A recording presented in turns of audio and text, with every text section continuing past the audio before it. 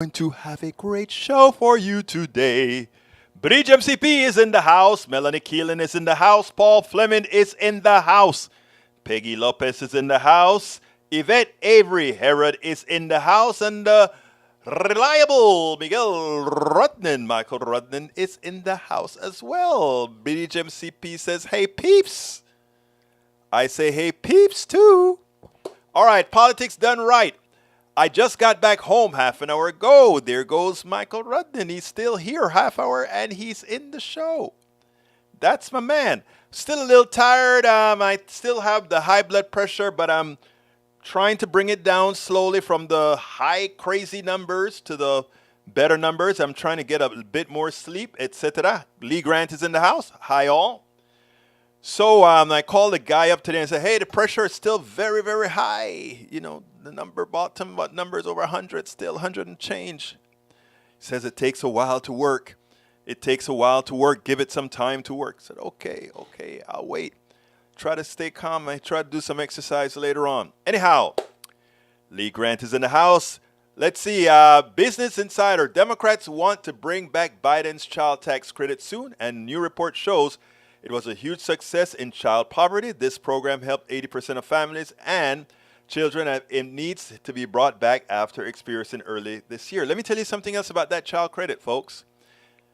If you take a look at what's happening, they just came out with a report that says the average family is now spending $460 more on groceries. First of all, there wasn't a $460 rise in the price of groceries at all.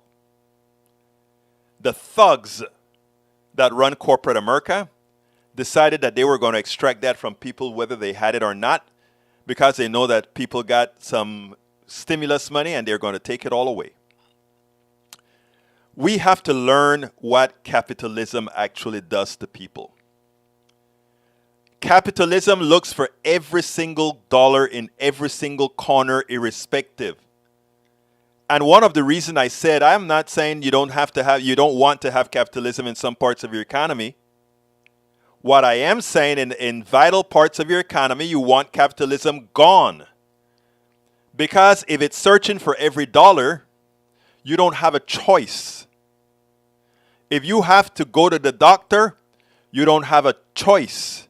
You have to go to the dentist, you don't have a choice. If you have to eat, you don't have a choice. If you have to get from place A to place B, you don't have a choice. There are certain parts of our economy that shouldn't be for profit, because it means those who control the means of production and those who control price and power, you cannot, when they say you're going to pay this, you have no choice. People, we need to learn. We need to empower ourselves. We need to not believe the crap. And just because you brought that up, the first video I'm going to show is about George Will. But let's go ahead and continue. Reuters, scientists who detected a massive methane leak at offshore platform run by Mexico's Pemex said Tuesday there was no way they had made a mistake, roundly rebutting claims by the state oil company that the emissions were smaller and less polluting. Fossil fuel corporations continue polluting and downplaying their roles in climate meltdown, and they won't stop until criminal charges are levied. What do you do in the middle of the ocean, though? What do you do? Anyhow, folks, where are my peeps? I only see a few in the chats right now. Get into the chats, folks. If you're on YouTube, please remember to go ahead and fire her up for us. Let us know that you're here.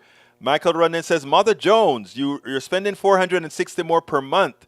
Here's where the money is and why. Blame inflation, war, trade, corporate. No. I won't blame them. I won't blame the war.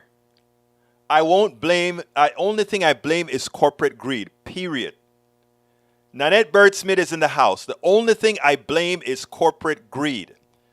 Look at the balance sheets of the corporations. Look at what they're getting used to. They're getting used to free money. These are people who produce nothing. And those who do the production and produce, they're trying to hold back their money. Yvette, isn't it true right now that the same thing the companies are trying to do, hold back the monies on those great rail riders, the people who run the rails? Isn't it true that they're trying to hold back monies after they've been busting their butts? It's corporate greed. That's it. Yeah, I saw it on your list. That's it.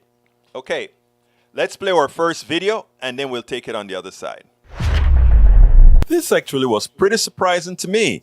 Andrea Mitchell challenged George Will, a conservative troglodyte of the past, that these all these hosts would just go ahead and let's say whatever he wanted to say. Well, Andrea Mitchell kind of did a good job today. I mean, she could have said a few other things, but, coming from Andrea Mitchell, I thought this was wonderful. Check this out, and then we'll take it on the other side. Can I say something about the president and his cars? Yeah, please do. There were 8 million cars in this country in 1920. There were 20 million in 1930. Explode across the land. They all found gasoline. How'd they do that? The private market provided gas stations. Instead, in the modern age, we have to have an enormous multi-billion-dollar plan to build charging stations for electric vehicles, which are supposedly wondrous things, but we're bribing people to buy the vehicles, and then we're building the gas station equivalent, the electric charging stations for it. Why? Well, the why is the climate change, and why is, how short a period of time we have to try to do something to ameliorate it and get people off of fossil fuels. California is going to do it by, 2035. Yes, let's hope they repaired their electricity grid by then, because now they're saying whatever else you do, don't charge your cars at this point because the grid can't handle it. If you have confidence in the government's ability to plan all this, you've been in Washington long enough to know better. Now, it drives me crazy. First of all, she answered the question quite right. It's the climate, doofus. It's the climate. And what I think the government having to step in to build charging station proved is the failure of the private sector. You see, they want to amortize pipelines. They want to amortize all these old infrastructure. They want to use up all that carbon that they have in the ground in the form of oil, gas, and coal, right? So it's not in their interest. They don't care about the future. They will burn all that coal and burn all that gas, burn all of it to turn it into carbon dioxide and fry the future. It's not about the future for the private sector. It's about the next quarter. And if you're looking at the next quarter, you cannot expect these guys to do what's right, because what they do is to maximize the amount of bonuses they make for themselves as they screw everybody else. Folks, this is not rocket science. This is the reason you have to have good government. Good government that listen to science and follow the path. I mean, again, this is the reason that we are not electric or already on carbon neutral fuels is simply a failure of the private sector. And remember, we may not even need to call it a failure. We could probably call it a feature of the private sector. In other words, they will pollute, destroy the environment, and make a profit in doing so.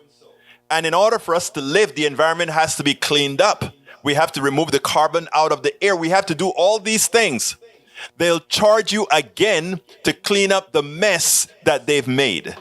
So it's the kind of economy that we have that has no soul, that has no morals, that cares nothing about anything other than a few making a few dollars.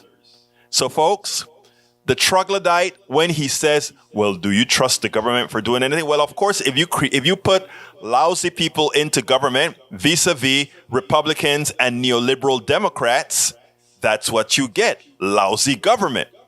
But if you populate the government with people who think, with people who follow science, where there's not a profit motive, then the solutions would not look like how will that affect business, but how will that affect humanity?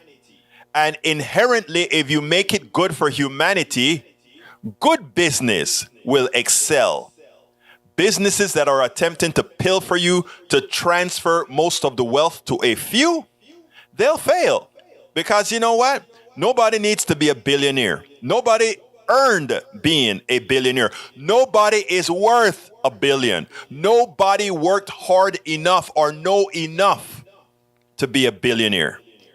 That is a fiction of our capitalist system that allows some to take advantage of the works and the worth of others. And that is what we have to understand. That is what we must understand. You see, from our inception, we go to school, we are taught to look up to these business folk. We're taught to look up to a group of folk that really do very little. I mean, if you want somebody to look up to that engineer that built that great bridge that you cross every day. You don't even know his name. Look up to that doctor that saved your kid and thousands of kids every year. You don't know their names. Look up to that electrician that made it possible for electricity to flow from the wind farms. You don't know who that is. But you know who you know. You know the CEO who is investing now in sending something to space. You know the investor. You know all the people that do the least. They call them investors. They call them well, I'm an entrepreneur, but I'm a working entrepreneur, right? Many of you are working entrepreneurs, or you work for somebody else. You are the ones who get things done. But those guys who sit up in the ivory tower and crank numbers and say, this particular division isn't making good enough, let's throw that away, let's sell it, whatever. And then the profits from that sale we keep. We have to understand the fraud that is this economic system. And when I tell you it's a fraud, I mean it's a fraud. The people that work the most, the people who do have the most worth to our society, teachers, engineers, all these guys are the ones who are least paid, the ones who are least known. We need to change that. A more egalitarian society would change that. Anyhow, Peggy Lopez says, according to Huffington Post, Ronnie Jackson wants to call President Trump, I call him President Trump, MAGA King. Whoa, what a thing. That's so funny. Okay, Bridge says, no, make it the Trump jester, the court jester. Michael says the high electricity demands are between 1 and 9 p.m. Thanks for that info. Yes, we need more renewable infrastructure. The higher the heat for accelerating global warming, the worse the heat dome events are going to get. But let me tell you better, because I missed something when I gave that little thing with George Will. You know, it's not only that we prove that the private sector failed in creating enough cars, renewable cars that use renewable energy a long time ago. They even failed with the electrical grid. They created a grid that is hard to expand. Whose fault is that again? Let me think. Private sector. I thought the private sector know all. Lee Grant, I love you, but you're wrong. George Will was completely incorrect. He showed his troglodytes nature. Yes, Egberto, my fault for splitting my comments into 3 parts. The high electricity demand happens between 1 and 9. Most people get their overnight charge. And thank you, brother. All right, I have a local story to tell but it has national repercussions. It's about growing I-45 in Houston. But what they did to grow I-45 meant they displaced a lot of people, and you know who it is that they generally displace. Here we go. Welcome to one more edition of Politics Done Right. Today we are honored to have Molly Cook. Molly Cook, who is she? An ER nurse, a community organizer, an advocate, you name it. She's what we always talk about needing, not only in Houston, but all throughout the country. Molly, welcome to Politics Done Right. How are you doing today? Thank you, Egberto. I'm great. How are you doing? I am doing great. Well, you know, you are working on yet another very important issue here in Houston. Stop I-45 in its current, the development in its current instantiation. Tell us a little bit about this, and why is it that you're so adamant that we need to redo this thing? Yeah, absolutely. So, you know, a lot of people know I grew up in the Woodlands, which is a northwest suburb, and freeways were ostensibly built for folks in the suburbs, for white flight, right?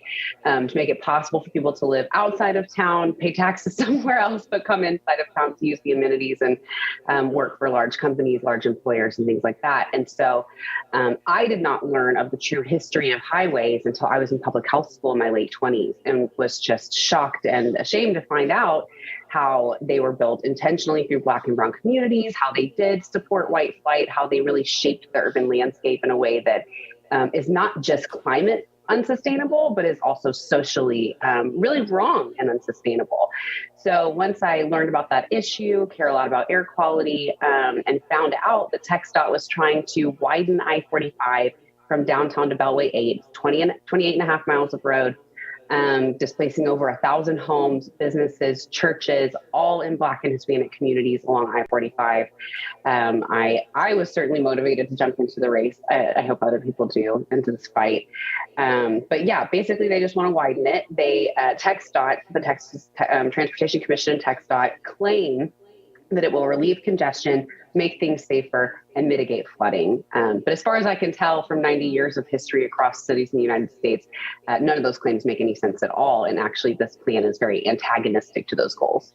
Now, how did this project come about? How did they decide the path that they were taking? Was it the only path they could have taken? Could they have done something else? Exactly, or was it a path of least resistance? How did this come about? Great question. So I think it's important to kind of know the history. Houston used to be a straight up grid. It was very walkable. Reverend Caldwell with Coalition of Community Organizations stood with me on a corner of Fifth Ward and pointed to downtown and said, if you didn't have a dime for the bus, we would walk. And it would take 10 minutes to get from, thriving Lowndes Avenue to downtown on foot. And so there was a very, very powerful entrenched interest in the automobile lobby to rip up rail lines like we used to have the Galveston, close streets to people on foot and on bike, and open them to cars and make the city for cars, and raise buildings and put parking lots in their place and things like that. So, this was an intentional kind of history that's behind all of these things. And so TxDOT, which used to be called the Texas Department of Highways, now Department of Transportation, just kind of keeps doing the thing, right? And then there's the concrete lobby, there's the oil and gas lobby, the automobile lobby, very powerful interest. So do they look at all options? Kind of. They could add regional rail. They could add more biking and walking facilities. But those get dismissed early in the process before the public ever really gets a look at them. The first time the public really knows, communities really know what's going on, is when the draft environmental impact statement comes out. Of course, TxDOT is known for segmenting their projects and finding no significant impact so that they can avoid the NEPA process, the environmental process. Mm-hmm. But for this one, we really caught wind of it in 2017. Now, wasn't this project supposed to have started already? Yes. Yes, it's behind their original timetable.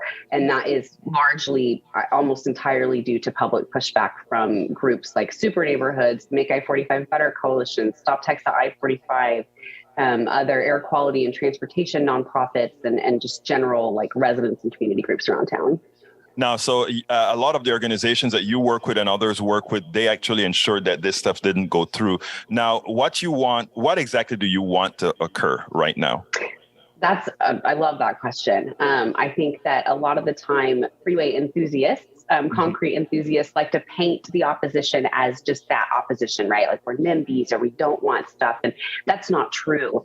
I will only speak for Stop TxDOT I-45 when I talk about design changes. The most important thing that we want is a true community engagement process, one that incorporates those who will be most affected from day one, so that we find out, what do you want in your neighborhoods? If you do have to have land taken, what makes it worth it to you? But at Stop TxDOT I-45, we want freeway removal. And we've seen that happen in Boston. We've seen it happen in Seoul, Korea. All over the world, you can rip up concrete and nothing bad happens. In fact, your city becomes much more livable. Communities become connected.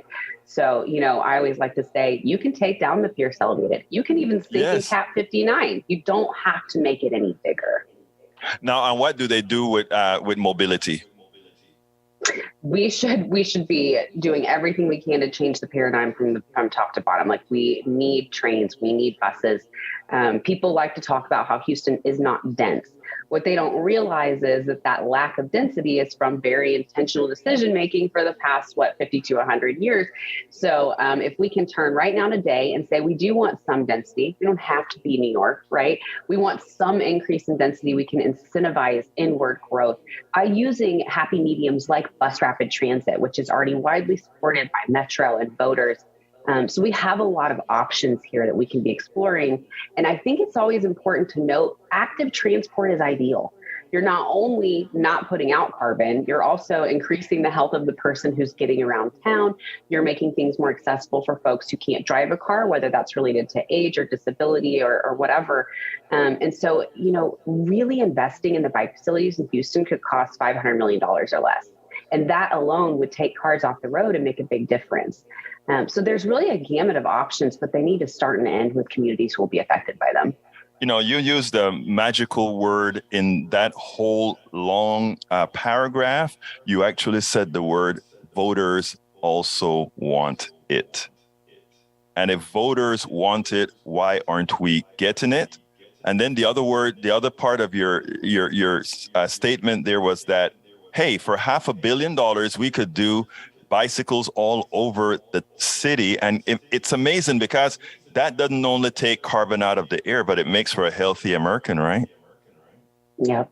And a more connected society. I mean, it's just so fun for me to bike home from work and smell gardenias and see a neighbor and stop by a neighborhood association meeting on the way. It really opens up the world close to you in a way that I think Houstonians sometimes have a hard time even imagining. Just because of how it's spread out. So ultimately, Molly, how you mentioned the word voters earlier. It's for this to really occur, everybody has to be enlightened with the stuff that you're talking about, with our busy lives, with our congestion, with us having making all this effort to move. How do you really get your message across? I know you're doing it with Politics Done Right, but otherwise, how do you get your message across? Yeah, and those are messaging discussions that we have every day. I think it's important to note that at the Tuesday meeting of the Texas Transportation Commission, where they voted in the Unified Transportation Program, which is their 10-year strategic plan, we had advocates from Austin, Houston, San Antonio, Dallas, Fort Worth, Waller County, Montgomery County. I mean, people get it, right? Across the state, across diverse groups, across, whatever divides us, people understand that it's just nice to walk to the thing down the street and not have to get in your car, not have to pay maintenance fees, insurance fees. I just bought a set of tires and it was nearly $1,000. I mean, that's a big hit for a nurse, right? So I think you just kind of have to meet people where they're at. Sometimes that idea of induced demand is difficult to wrap your mind around. More lanes meaning more traffic. There's a step there that's counterintuitive. But a lot of the time, people already feel this in their bones, and they don't really love their cars. They love freedom. And so when you can meet people where they're at, find out what piece of it is that they connect to, and that gives you an opportunity to open their minds to imagining something that's much more mobile and convenient than what we have right now. Well, you've been with me before, so you know what the last question is. What should I have asked you that I didn't? That's a great question. I guess I just want to really, the way I said it recently was I want to fast track people's skepticism. And so it's, how do you work with TxDOT? How do you think about these things? How do you join in the fight? And I need people to join in kind of ready and kind of angry. This isn't a blank slate, right? We're looking at 50 to 100 years of intentional decision making from this body. And yes, the people change, but they continue in the same paradigm. So I need people to be as angry about what's happening in their neighborhoods as what's happening in the neighborhood down the street. I need people to take up the mantle for their neighbors who maybe are working 2 jobs and are a single mom and can't come, to every meeting in Austin and things like that. So I really want people to be skeptical because of a very long history that is deserving of that. And then I need people to see this as something that is connecting communities and is all of our shared fight. That's how we'll win. That's how we'll make meaningful change. Molly Cook, former candidate, registered nurse, but most importantly, a community activist that's getting things done. Thank you so kindly for having been on Politics Done Right. Thank you so much. What a pleasure. I love Molly. She ran for state senate. She didn't pull it out this time, but this woman is going places, and you will see her nationally in the long run as well. I want to address something. Eric says, question, do you consider this working, or is the same thing you think of billionaires? And I'm not sure what he's talking about. The world's most followed TikToker gets paid as much as $750K per post, but to reach his greatest business goal, Kabi Lame is binge watching American cartoons. If I consider that working, no. Did you expect me to say yes? That's a capitalist system that he's in as well, right? Let me give an example, okay? And this is what I'm trying to talk about. This guy goes out there and he gets people to do all kind of skits in the streets. He puts it on TikTok. TikTok gives him a lot of coverage because a lot of people gravitate to that kind of crap, right? Okay, that's fine. But it's TikTok that's rewarding him because they want a lot of people doing stupid things out there so that others would watch it, and they're compensating him for making some billionaires even more billions. He is a part of the problem as well. Look, I love what he does. I sit down on TikTok and I go through TikTok and I love it. I love laughing. I love all the pranks that they do. But are those pranks worth these guys making the kind of money that they're making? No. I mean, because let's be frank. I'm here, not as good looking as the guy that you... Oh, let me put it on the screen. I'm not as good looking a guy as this guy here, and I'm not as hip as this guy. I'm not as cool. I don't live in a great, beautiful, multi-story, big house with probably lavishing things like he does. But I guarantee you that as far as enlightened Americans, myself, TYT, Rodnin, and all these folks are providing more access to society. Bridge was a professor. Bridge taught a whole bunch of folk. This guy didn't even have to go to school to do this. That's where, the capitalist system by definition says capitalism is the efficient allocation of resources. How efficient an allocation if he can take out $750K per post and we can't get a post to get folks educated to bring in any cash. My posts, if I make a 10 cents on it, it would be great. Now, what actually gives substance? He gets a lot of views, and in his views, you know what else he gets? He gets to promote Exxon and all these other big corporations. So that's what he's paid for. He's paid to screw us all up. Well, we pay Exxon to pay him to screw us all up. And that's what I said. Capitalism, by definition, claims it is the efficient allocation of resources. My contention is that Bridge MCP as a teacher, Michael Rodnin in the profession that he's doing, all of them are more important to society. Norman Reynolds as an engineer, Roberto Lewis as an engineer, Yvette Avery as a union specialist and a UPS worker. They are all more important to society than this guy. Okay? But this guy is a tool of capitalism. And he will be rewarded because he's willing to go out there and do that job. Oh, my brother Bruce on the MRI. How was the MRI? You got to give me a call and let me know. Give me an update, Bruce. Right now I'm having some severe blood pressure problems that it's still super high and they're trying to control it. They just gave me another medication. It's my fault. Went ahead and while I was in Washington, D.C., didn't exercise and gained some weight. My fault.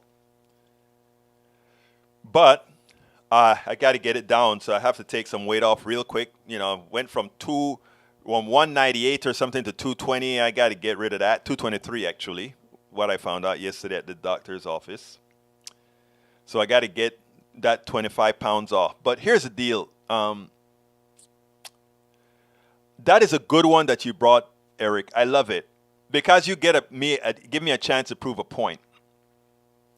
The CEO also is no different than this guy. The CEO just goes ahead and plays with people to maximize his personal income and the income of the shareholders. No different than what this guy does. So I hope you get it. Anyway, it's about that time for me to try to, since I can't make $750K on my post, I'm going to ask all of you to support me how you can to keep doing the necessary work that we need to do, as opposed to a guy like this who's making $750K, per post. Per post. And I swear to you, this isn't envy. I don't mind rich people who work for what they have. I mind rich folks who don't do a thing. Especially, when I work 16 hours a day, 7 days a week. Few days I've been getting 8 hours of sleep to try to help myself calm down. But you guys get what I mean. And it really irks you that there are people starving. There are women going to work every day to be a secretary, to be even a doctor, whatever, and they're not making that kind of cash, and they're providing so much for society. But it is our economic system that claims to be an efficient allocation of resources. Look up the definition of capitalism. That is really a poor example. And he's just one of thousands of examples, right? That's all. Thousands of examples. But anyhow, folks, I love you, Breach. Yeah, I know it's also stress. You're right, baby. All right, so let's see what else we got here. Before I go for my ass. Saludos, mi gente. Roberto, great topic. Elaborate on what enterprise economic system and capitalism. I will, Lou. Let me go ahead and play my ask. Let's see. Well, I hope the PDR posse can get behind decent non-MAGA Republicans. Guess what? You present me a decent non-MAGA Republican in a conservative area, he can come on my show and I will verbally support him. But you heard the requirements. Let me go ahead and play my ask, and then I'll be right back. Politics done right depends on you to keep doing what we do. What do? We make sure to keep, number one, the internet seeded with blogs and information to counter the right and to present what progressives represent for the benefit of us all to everybody, so that it's not misread, misled by any other entity. We make sure and populate that internet with blogs, with videos, with all these other things to make sure that we are informed and to counter everything that you normally hear that are lying at the right. We also make sure to create articles in magazines, articles in newspapers all around the country to ensure, again, that our message gets out there. Last but not least, we also write books. As you see it, Class Warfare, the only resort to right-wing doom, How to Make America Utopia, are two of the many books that I've written on these issues. So please support us in one of many ways. Numero uno, you can support us at PayPal, either one time or monthly. Go to politicsdoneright.com/PayPal.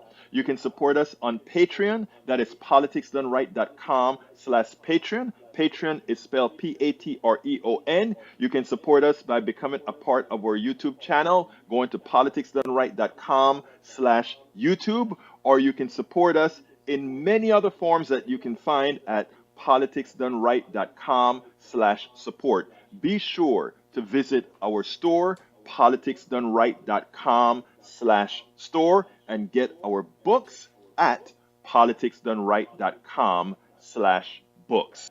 Politics Done Right. All right, folks, and check this out. Look at who we have here. Our one and only Bridge MCP, sporting all the paraphernalia. She has the hat, the T-shirt, and the cup, man. And you know what? She also has 3 books. So, if you can say somebody that supports politics done right, that really sees the value, and I love, and I see the value in all of you and her as well. Thank you so kindly. I asked her to take a picture of all this stuff because she said, "Hey, I got the hat. Hey, I got this T-shirt. Hey, I got the cup." Well, now you see the whole thing. That's our girl here. Anyway, folks, I want to get back to between. Norman Reynolds is in the house. Welcome, my brother. I want to talk about between Eric Hayes and Roberto Lewis. Okay, and here's the deal. Capitalism is defined. I repeat it because there are more people coming in and out, in and out. Capitalism is defined as the efficient allocation of resources, right? The idea being that one government cannot efficiently use resources allocated, etc. If you listen to what Tom Hartman spoke about when I interviewed him last week, he spoke about these neoliberal economists that sat down and said, look, the economy just has too many variables for any one government to take care of it. We need to let the market do it. And, Tom Hartman agrees with me that capitalism, neoliberalism is a failure. And the reason it's a failure is exactly what Eric Hayes brought to the screen. I have nothing against Kabi Lame. Nothing. If I were in Kabi Lane's well, I don't, because morally speaking, I'm a sucker. But if I were like many, like Kabi Lane, I could. Let me see how to say this right. Most would do what Kabi Lane is doing if they had the ability to do it. Okay? They would do it. But it is upon the system to create an environment that rewards him for doing something of such little value. And again, I don't mean to be mean to Kabi Lane at all. I don't mean to be mean to any TikToker, because I'm a TikToker trying to put out this message. I'm an Instagrammer trying to put out this message. I'm on all the platforms. And by the way, folks, go to Our Politics Done Right on Instagram and go ahead and follow me, and also go ahead and do the stuff there. I'm also on TikTok.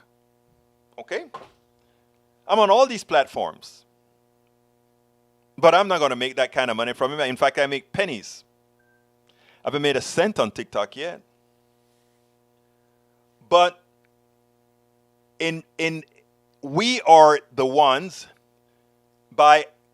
we can follow him, which is good.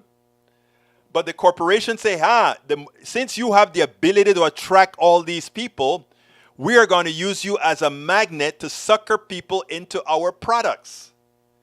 And that's what they call them influencers do. Now, there are some influencers that are, moral. They do certain things that they know move something forward. That is where you see the political influencers. I am a political influencer in doing these kinds of things. We want to eat.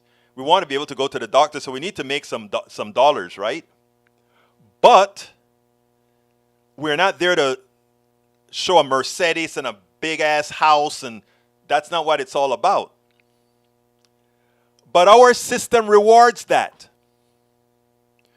That woman that goes to work, she's a secretary, she's a nurse. We try to nickel and dime her.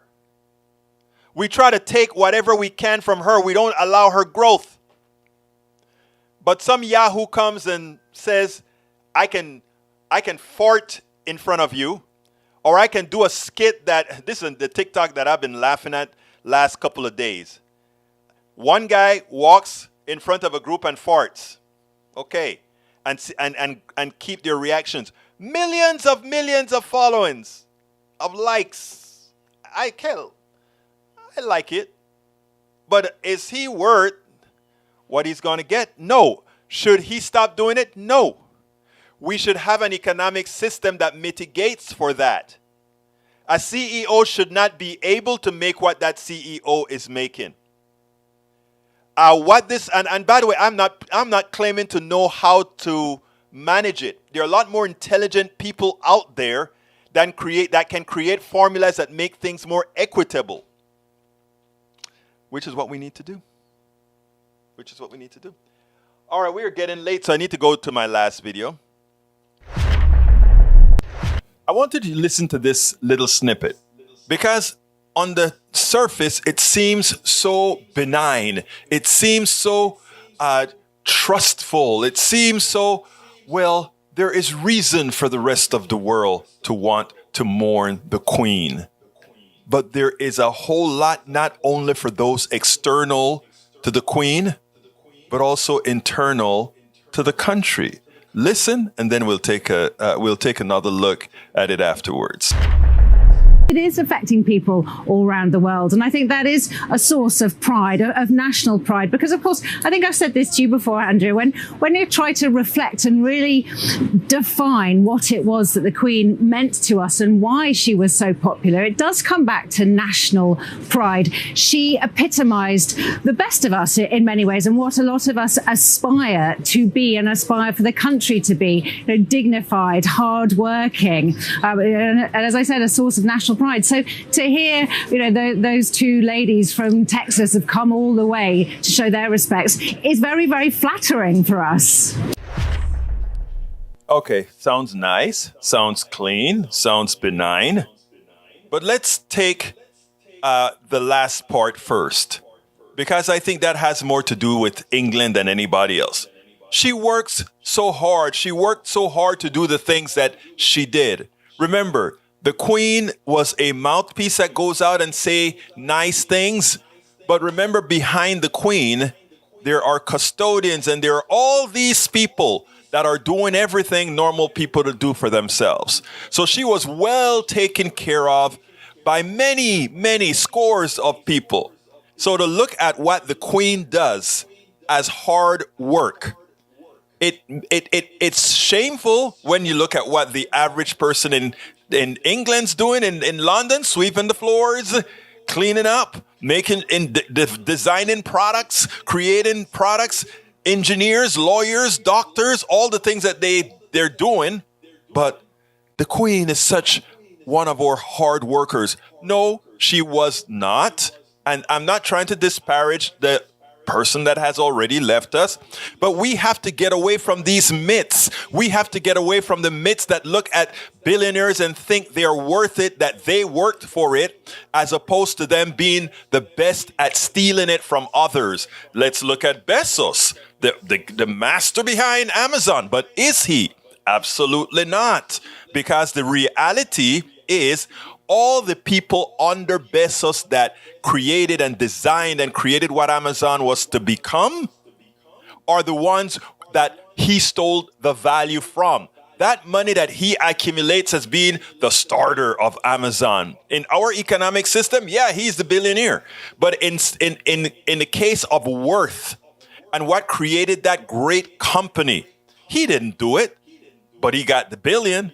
That's what we do with our form, our economic form. We know how to take money from those who actually produce things and then give it to those who are just the masters of moving within that system. Now, the second part that she mentioned, she said, oh, well, she gives us, she is the embodiment of what we would like to be. She wants to, she does well, and it's something we look up to, what we want. Well, here's the reality. She sits atop of an institution that have hurt a lot of people around the world. In fact, in colonizing most of the world at one time, the evil of extraction and enslavement and ripping and thieving is what that royalty, if the other side were writing the history, If the people who were colonized were writing the history, if the people who were enslaved were writing the history, if the people whose natural resources were ripped off were writing the history, we wouldn't be talking about the monarchy and the queen specifically being magnanimous. We would be saying, like I am saying, why hasn't the queen apologized for what they've done over the centuries? Why haven't the queen started a policy of rebuilding, a policy of repayment, reparations for all that was stolen, while stealing was the form of doing business? Where is the magnanimousness in not doing any of that, but wearing the jewels that came from India, that was stolen from India and the part of the crown? We have to get our act together. We have to learn where to assign worth. We have to learn which people are really valuable, which people really do well for us, instead of glorifying what they're asking us to glorify. You see, what they're doing is they want us to look at the upper classes as being worth it, because the one thing they would hate is an equitable society, because then you won't be able to have those super rich folks who really do nothing. Absolutely, and here's one from Bridge. 73-year-old man finally gets a job. I love it. We have some newcomers. Welcome aboard, our beautiful Alistair Waters. Welcome, and we are into Quita Perón. ¿Cómo estás, Quita Perón? I'm going to assume estás de esa parte de Sudamérica de donde soy yo. Then, of course, there is LOR Gatson. Welcome. She worked? I love the way you put it in question. She worked? You are shocked. You are shocked as all of us are, my dear. You are as shocked as all of us are. Okay. No more videos. So, ¿de qué parte eres, Quita Perón? No eres de Quito. Sé que no eres de Ecuador, aunque Quita era de Quito, no sé. Anyway, let's see what else we got here. Para ver. Let's see. Peggy Lopez says, and if the people who were replaced wrote the history would reflect reality. You know what? There is somebody who did that, though. And he showed that he didn't have to. He showed what empathy is all about. In other words, empathy is being able to see vicariously through somebody else's eyes, live through what they lived through, and understand the pain that they feel. Howard Zinn, The Real Story of the United States of America, or something like that is the name of the book. Howard Zinn, it's a must-read. I've read bits, and I have probably, I don't know, about 100 books on this stuff that I need to read. I started reading, every time I get on an airplane, I read Howard Zinn's stuff, you know.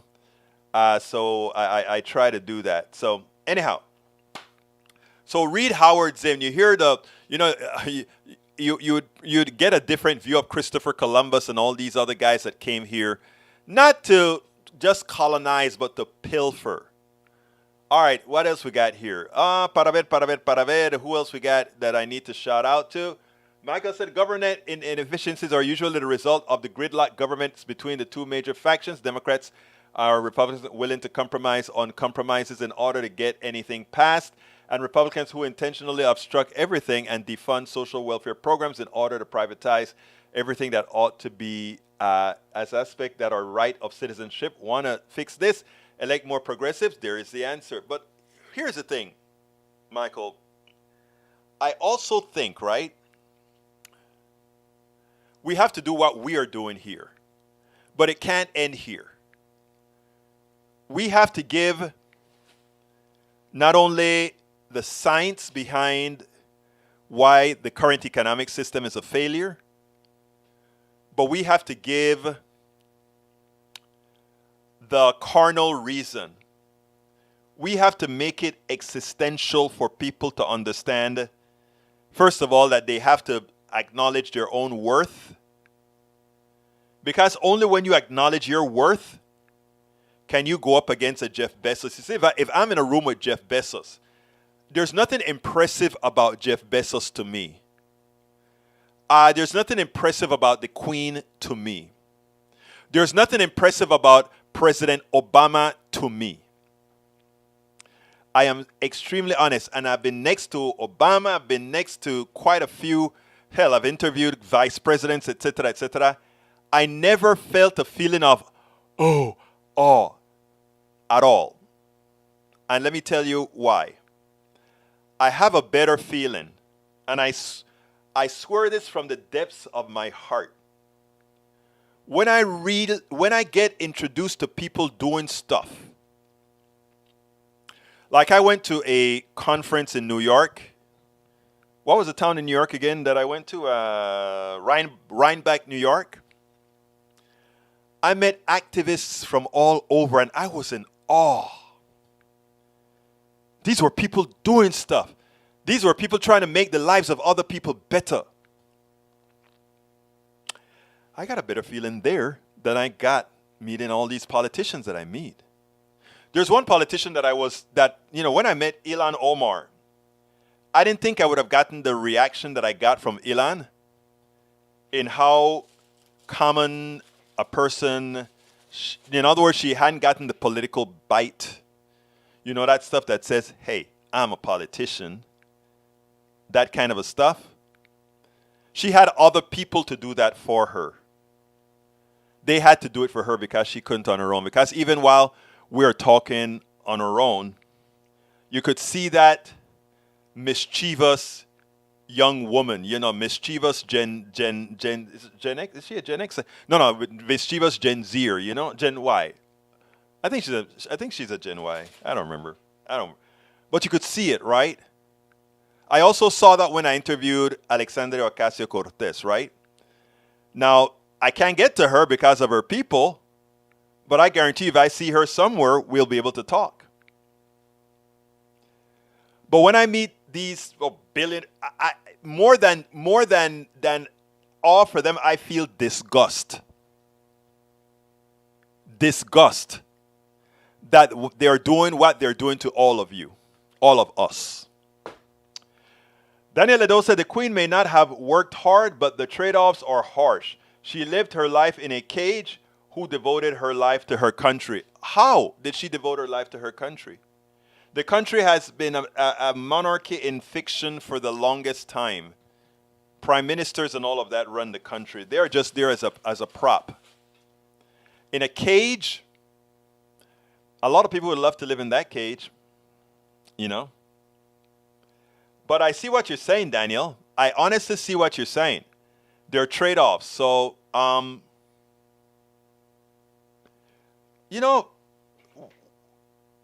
Daniel, actually, I'm thinking back again now. You may be right that she lived in a cage and it wasn't the easiest thing to live in a cage. That still doesn't justify what they did around the world. But you're right about her living in a cage. I give you that one. I got to give you that part about living in a cage. Yeah. On second thought, the living in a cage was difficult, but what her folks did to pilfer the rest of the world, not that. Okay, Bridge MCP, Michael Rodden, Daniel Ledo, celebrity. Okay, Eric Hayes, and why do people migrate here? You know what? You know what is a fallacy? And this is where I like to tell all of us as Americans to get with the program. If you think that most people around the world are trying to get to the United States, that's a figment of your imagination. Yeah, a lot of people want to get here, especially those people who have people already over here. And those people who have seen a fantasy of the United States. But if you want to look at where all kinds of immigration occur on a per capita basis, check out Canada. Check out some of the islands. Check out many of the countries in Europe. I'm talking per capita now. So stop sitting down. We need to stop patting ourselves on the back and just trying to be the best Americans we can be, the best human beings we can be, and also try to atone for all the bad we have done, which is quite large. And when we do that, we will be the bastion. We will be the bastion. We are at the end of the show, folks. Please remember to, I ask you so kindly, support the show. Let me go ahead and find some links again. Please, para ver. Let me put the books on the screen. Please remember to support us at these different locations here. I just had that up on the screen. You can support us by purchasing our books. You learn, and at the same time, you get our books, politicsdoneright.com/books. You can support us by going to our PayPal, politicsdoneright.com/PayPal. And guess what? We need more patrons. Who will be my patron today? politicsdoneright.com/Patreon. And I want to give a big salute to Brother Pinacchio. Chuck Pinacchio was a supporter today on PayPal. Thank you so kindly, Chuck Pinacchio. I just saw it. I emailed, signed up. All right, so again, please support the show however you can. We do need it. My name is Egberto Willis. This is Politics Done Right. And you guys know how I end this baby. I am what? Out! We spend a lot of time deconstructing the news, trying to parse it into a form that everybody can understand. We try to find those little nitpicks where it flies above the fray, etc. If you really like these videos that we do, I want to ask a big favor. Please go ahead, number one, subscribe to our channel, and number two, please join if you can. Thank you so kindly for watching. Keep watching. Please remember to share. We must populate the entire internet with our progressive message, a message that we know is what most Americans say that they want. So help us, please.